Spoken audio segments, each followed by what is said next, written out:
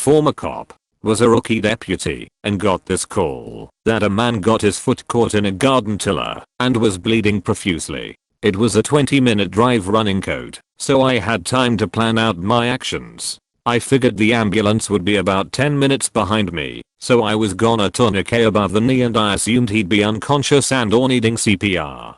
I get there, and it's a big ass farm building with two guys just standing there smoking. I grabbed my medic bag, not a medic, but it had tourniquet, C-collars, gauze etc. I run towards them to ask where the patient was, and they were white as a ghost just smoking, while pointing behind them. I went inside, and behind a big John Deere tractor was a huge PTO-driven tiller about 7 feet wide and 3 feet tall. There was my victim, with his back against the tractor tire. His left leg was sucked in the tiller and wrapped twice around it with the sole of the shoe next to his face and toe pointing towards the left. His femur shot out underneath the tiller and was beautifully white with no blood. He looked up at me and said, "Can you help me?" Now keep in mind, I'm 21, thought this was a garden tiller and assumed I'd be able to do something, but I was completely out of my element. 2 ambulances, the rural fire department extrication team, a welding company to cut the machine apart on scene, a helicopter and a surgeon that came to amputate on scene later. He was free. Too many to choose from, I forget them all. So how about non-fatal ones that are kinda upbeat? Car in a pond. Guy bought the car, hated it, got so angry he literally drove it into a pond and they left. Ticket for littering cause I jumped in to see if anyone was in the car.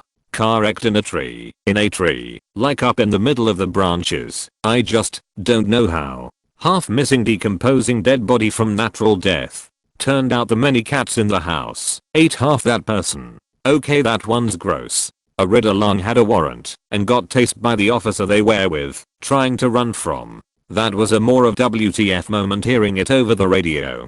Guy going through a divorce and decided to renovate his house at 2 AM with a sledgehammer by taking out all the walls and furniture, cause his future ex got awarded the house. Didn't arrest him, was still his house. Just keep the noise down please. I'm not a cop, but a friend who has told me about a call from an apartment building where the tenants were complaining about a smell coming from one of the apartments. When they went in they found the bathtub full of fecal matter. Turns out the occupant had a scat fetish. His parents had money and had to hire a crime scene cleanup crew from 100 miles away to come clean it up. He had never before that day heard of a scat fetish. Come to think of it, I don't think I had either.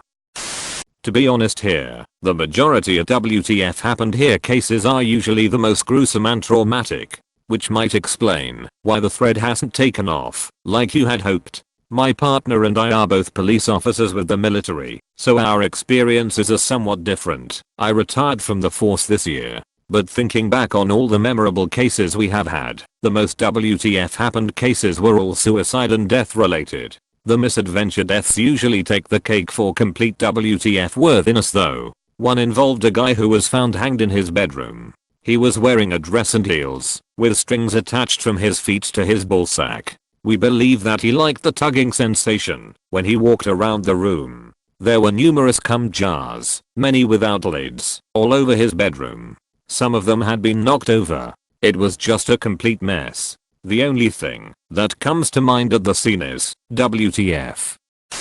I have a non-gruesome one that turned out hilarious. So no shit, there we were, driving back to base with a trunk full of guns. Why, do you ask? Because Co had fucked up organizing transport and nobody looked forward to lugging tripods and shit around. So we drew lots and I hit one of the short ones.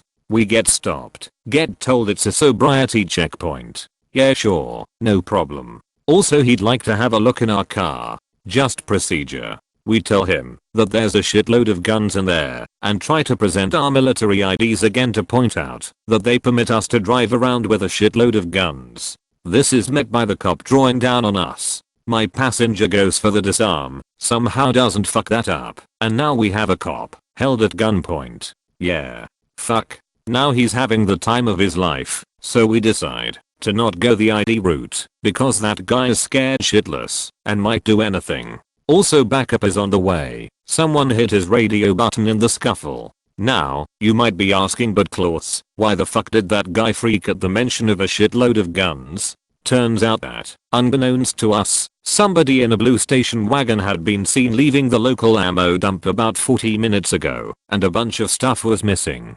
We were in a blue station wagon. In the end we agreed that he could sit in the back of his squad car, doors closed, windows down, while we just sort of hung out. We kept his gun. MPs arrived about 10 minutes later and took over, with the original cop visibly relieved. His backup showed up another 3 or 4 minutes later. He got his gun back and was invited to an evening best described as "we are gonna drink like a Russian the night before Prohibition." No legal repercussions, because both sides were acting in good faith and on best information, and b, the drinking was nice. I felt like shit for the next 2 days anyway.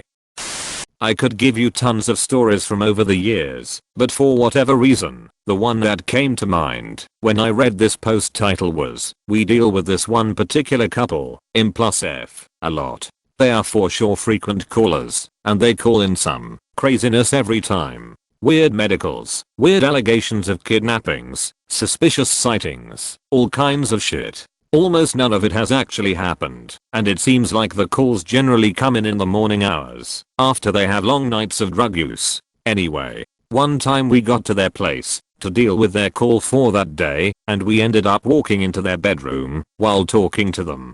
The walls in their bedroom were huge floor-to-ceiling mirrors. There were webcams everywhere, and written in huge lipstick letters on one of the walls, with a live webcam pointed at it, was "Big Pussy Challenge Tuesday 10 p.m. That announcement apparently had nothing to do with the call we were on, but there were adult diapers all over the floor, and those were part of the call. Every time we go to their place, we leave going oh_oh. I was a passerby during a public argument between two strangers. I passed by before the police rolled in. What I witnessed, a foreigner trying to fight with a Greek vendor. They started throwing each other around. People step in to separate them, but they won't let each other go. One guy loses his pants and underwear. The other guy is trying to swing at his balls. A young girl rushes in with a chair and breaks it against the head of one of the randoms who tried to separate them. An older grandma throws her shoes at the girl. The guy who got hit by a chair throws the shoes back at the grandma, who gets hit square on the face. The younger girl takes off her shoe and smacks his head again, while the grandma runs over pulling the girl's hair. The guy finally gets a grip on the other guy's penis, while one other guy who is separating them is biting on his head trying to get him to let go. All the while a woman is screaming from the balcony above them, "You thief, stealing balls from children. Thief, I saw you. Give back the balls to the children." Yay. IDKI the man. It's more of what an old friend told our family. They see a lot of fucked up things. I'll tell you the two that I remember the most. In order for the pay-down/body searches to happen, a medic or nurse has to do it. Don't know why, but it's just one of those laws that probably protects the people being searched. A hooker came into the station. They did the pat down for the hooker, and when they got to between her legs they found a tree car air freshener shoved up her vagina. It wasn't folded to be put up there whatsoever. Her reasoning for having up there, you may ask? Her area stunk. Then on a completely different woman, they found a 20-year-old clitoral piercing that was very evident that it hasn't been removed or tended to since skin was formed over it. So we wanted to talk to this guy who had a history of child sex offenses and had been reported approaching kids in the town center. He was living out of a van which had been in the same spot for a couple months. I'd never seen the van myself, it was just known by others that it was there. 2 others went to where he was approaching kids and 2 of us went to see if he was in his van. It was an old, rusty beaten up pose with windows on the sides and back. Note that this guy definitely lived alone. Front windscreen, bottom half blocked with beer cans, top half blocked with women's underwear draped across the top. Side window, smashed, but smashed outwards. Other side and rear window, smeared with honey on the inside, based on the empty honey jars we could see. Inside, floors completely covered in women's clothing and underwear, and lots of sanitary towels scattered around. Sparkly high heels in a children's size. In the center of it all, 2 raw pork chops with no packaging just sitting there in the middle of the floor. I can get the beer cans and women's clothing. Presumably an alcoholic with some kind of cross-dressing habit. Not exactly ordinary, but whatever. Far from the weirdest thing I've seen. But why was the window smashed outwards? Why the shoes in a child's size? Why the hell would you smear honey on the inside of the window? Why would you have a raw pork chop in the middle of your van? Never did find out the answers to those questions. It all got passed on to a different team. Not sure I want to know given the guy's history, and I don't even want to say what my guesses would be. Thanks for watching. Subscribe for more daily 6 PM Reddit uploads.